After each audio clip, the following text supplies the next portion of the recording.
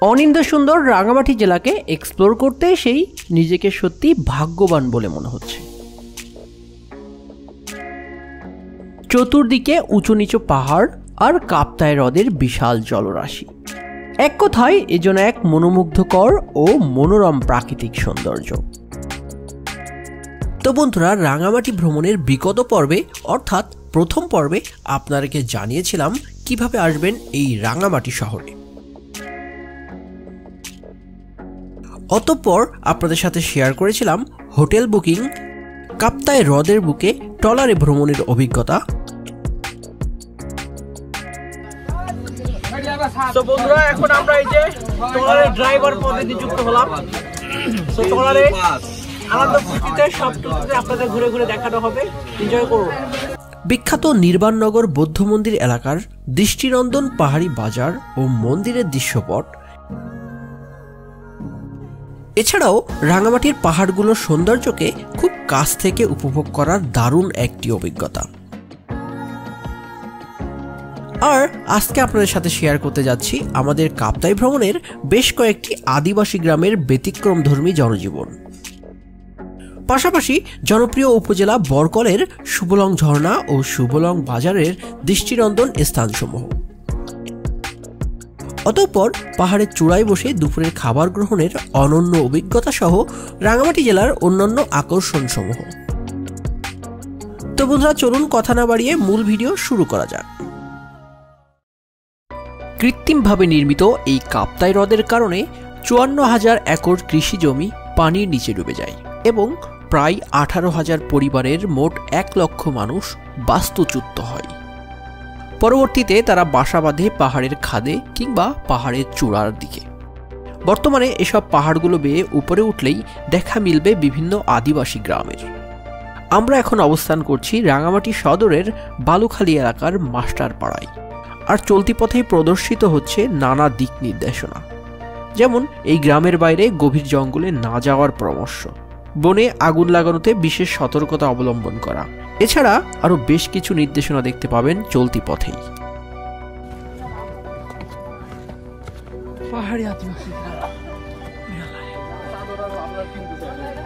এখানকার ঢালাইকৃত সিঁড়ি বেয়ে উপরে উঠতে বেশ এনার্জির প্রয়োজন হয়। এই খাড়া সিঁড়ি বেয়ে উপরে ওঠাটা ছিল আমাদের জন্য বেশ কষ্টসাধ্য, তবে কষ্ট করে পাহাড়ের চূড়ায় উঠলেই দেখতে পাবেন আদিবাসীদের ব্যতিক্রমধর্মী একটি গ্রাম।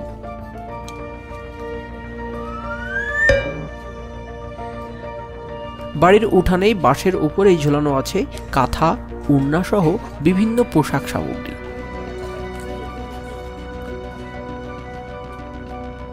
এখানেই বিক্রি হচ্ছে চাকমা আদিবাসীদের হাতে বানানো সব পোশাক, ব্যাগ ও বিভিন্ন ঘর সাজানোর দ্রব্যাদি।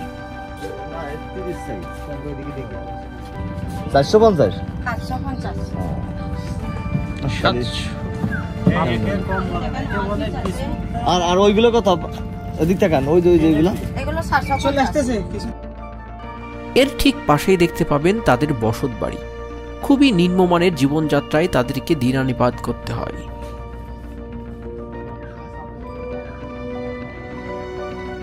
মূলত ট্যুরিস্টদের কাছে তাদের পণ্য সামগ্রী বিক্রয় করেই চলে তাদের জীবন সংসার।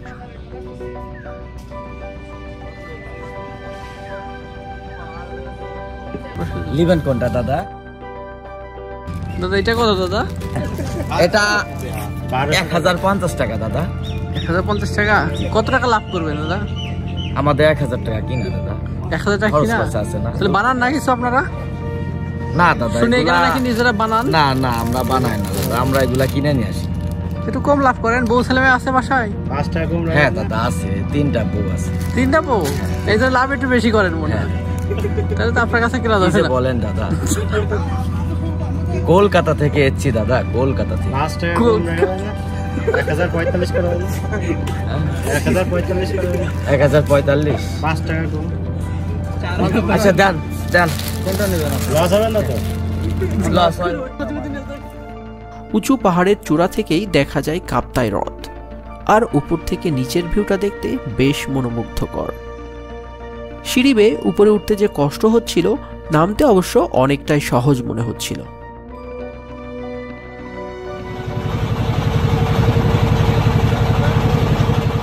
কাপ্তাই হ্রদের বিশাল জলরাশিতে ভাসতে ভাসতে এবং পাহাড়ি জনপদের বৈচিত্র্য দেখতে দেখতেই আমরা তো খাওয়ার কথা ভুলেই গিয়েছিলাম।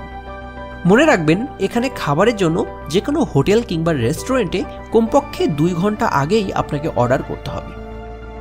তাই যে কোনো স্পটে ঘুরতে যাওয়ার আগে পাশাপাশি কোনো রেস্টুরেন্টে অর্ডার করলে ঘোরা শেষ করে আসতে আসতেই আপনার খাবার রেডি হয়ে যাবে। তো দুপুরের খাবারের জন্য আমরা চলে এসেছি জুম ভ্যালিতে। এটা লাভ পয়েন্টের পাশেই শুভলং এলাকায় অবস্থিত।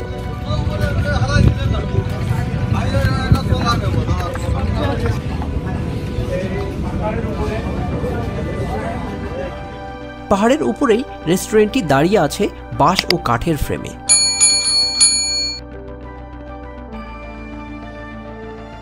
এখানে আপনারা বিভিন্ন প্যাকেজে খাবার খেতে পারবেন, যেমন মাংসের প্যাকেজ, মাছের প্যাকেজ ইত্যাদি।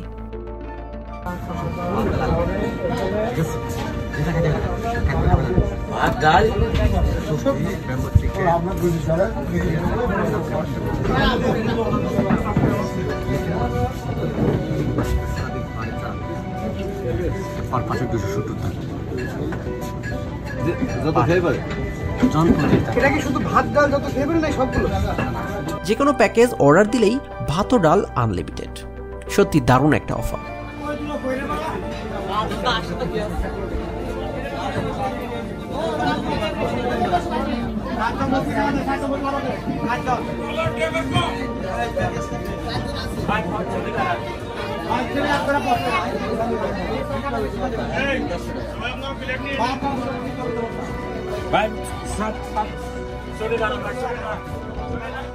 আমরা ফ্রেশ হওয়ার সাথে সাথেই খাবার চলে আসলো।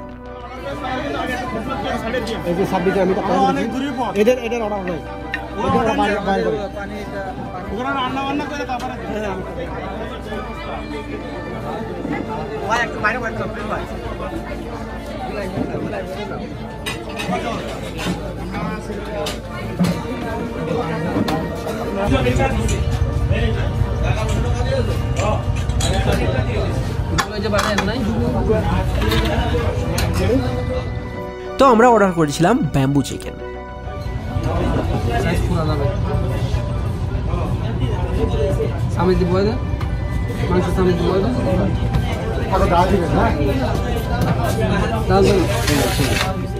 কোনো রকম পাতিলের সংস্পর্শ ছাড়াই শুধুমাত্র বাঁশের মধ্যেই রান্না করা হয় এই ব্যাম্বু চিকেন। আবার রান্নাকৃত এই বাম্বুর চিকেন সার্ভ করা হয় বাঁশের ভিতরেই।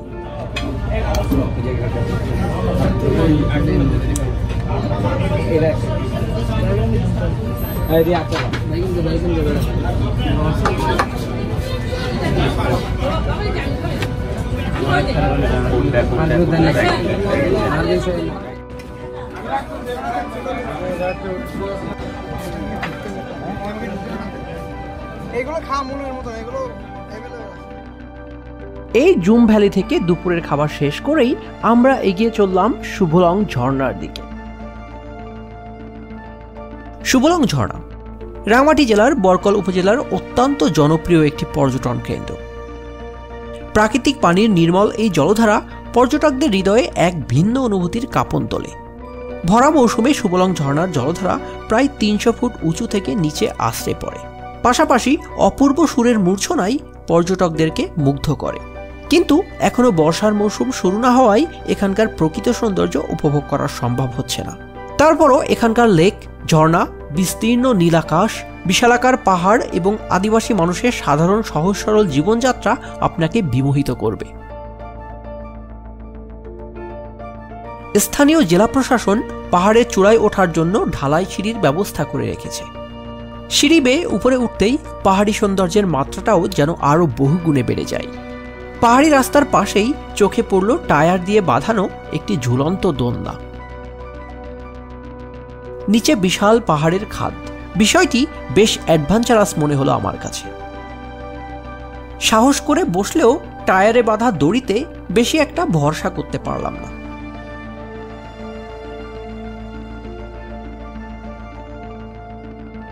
রাঙামাটি সদর হতে এই শুভলং ঝর্ণার দূরত্ব মাত্র 25 কিলোমিটার। জলপথে পাহাড়ের বুক চিরে আঁকাবাঁকা চলার পথে রাঙামাটির অপার সৌন্দর্য আপনার চোখে পড়বে। ট্রলারে বসে যেদিকেই তাকাবেন নজরে পড়বে কেবল পাহাড় আর কাপ্তাই লেকের পানি। বিশাল কাপ্তাই লেকের পুরোটাই যেন অপার মমতায় দুহাত দিয়ে ধরে রেখেছে পাহাড়গুলোকে।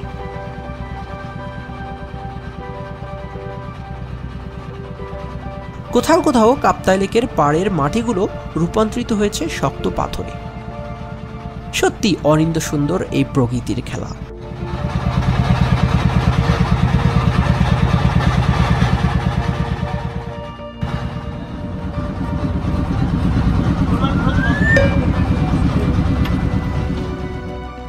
এই সুবলং ঝর্ণা থেকে ট্রলারে করে আরো 1 কিলোমিটার এগিয়ে গেলেই পৌঁছে যাবেন সুবলং বাজার।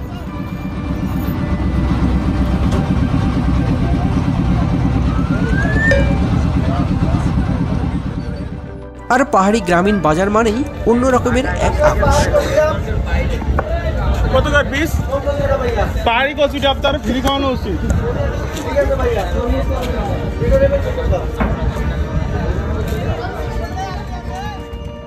সুবলং বাজারে আছে বড় সড়ো একটি বোটঘাট। বোট থেকে নেমে পর্যটকদেরকে এভাবেই বাজারে এন্ট্রি নিতে হয়।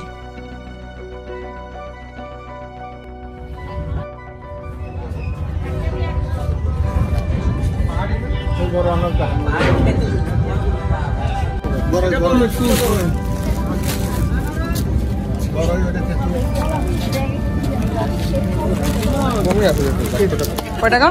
কতটুকু কেজি? আমাদের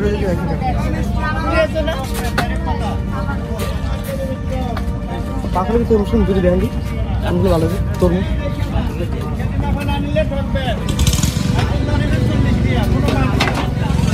কত করে প্যাকেট? 10 টাকা আঙ্কেল, 10 টাকা। মিষ্টি না হলে টাকা লাগবে না।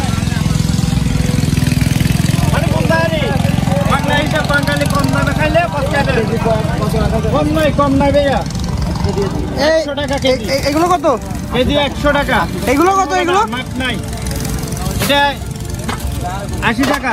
কতটুকু আছে এতে? 1 কেজি।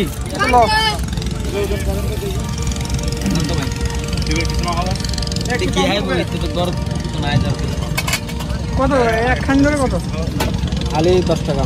পুরোটা কত? পুরোটা 400 টাকা। কত? 400। আর ওটা কি বলো?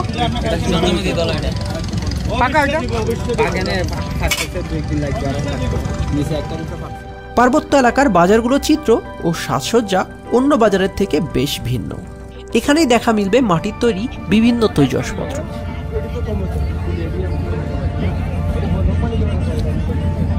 এগুলো দেখতে অনেকটা বদনার মতো।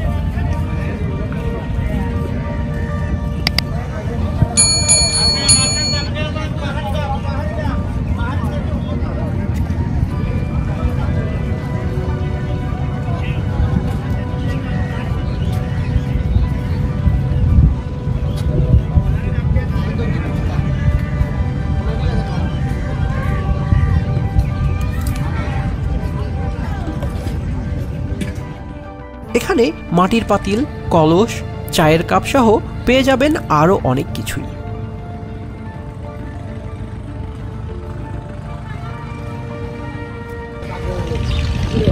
বাজারে যারা সিঁড়ি বেয়ে উঠছে লাইভে প্রথম দেখলাম। কাপ্তাই লেকের পাড় থেকে সিঁড়ি বেয়ে আরো উপরে উঠলেই পাহাড়ের উপরে খুঁজে পাবেন মূল বাজার। এখানে এসেই আমরা পেয়ে গেলাম পাহাড়ি তেঁতুল। মামা ঠিক করেন মামা? না আমি খাইতে পারবেন না।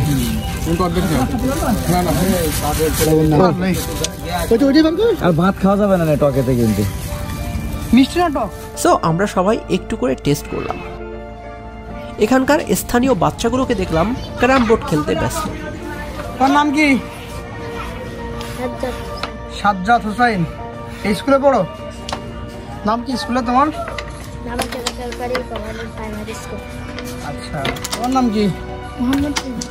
মোহাম্মদ রিফাত। ঠিক আছে, ভালো থাকো সবাই। সো আমরা একটু টাইম পাস করলাম।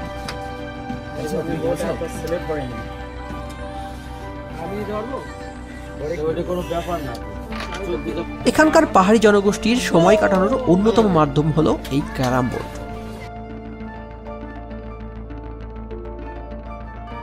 বাঁশ, টিন ও কাঠের তৈরি দোকানগুলোতে সাজানো পণ্য সামগ্রী স্থানীয়দের দৈনিক চাহিদা পূরণ করছে।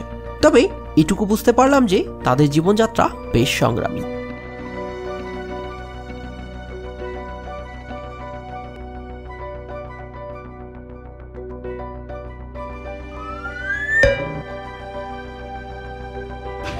বন্ধু মিরাজের মাথা গরম কেন? মাউন্ট এভারেস্ট উঠে আসলাম।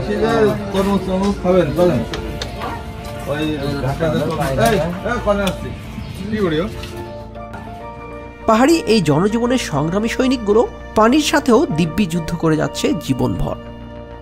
সত্যি জীবনের এ এক অন্য রকমের উপলব্ধি।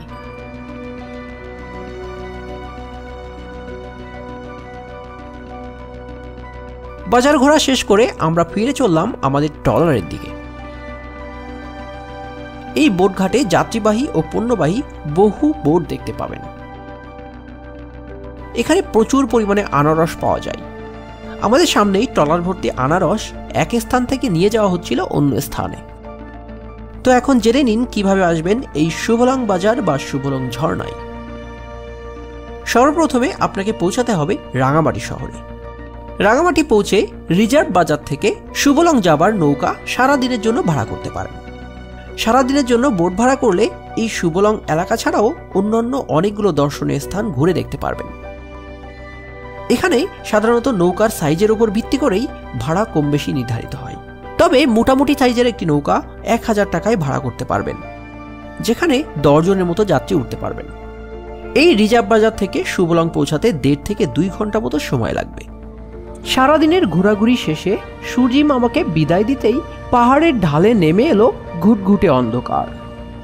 তারপরও গভীর রাত পর্যন্তই ব্যস্ত থাকে এই পাহাড়ি শহর রাঙামাটি।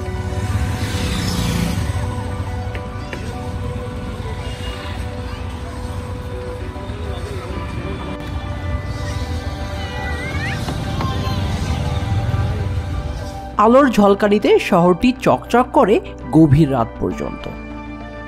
আমরা রাতের খাবার শেষ করেই ফিরে এলাম আমাদের হোটেলটিতে।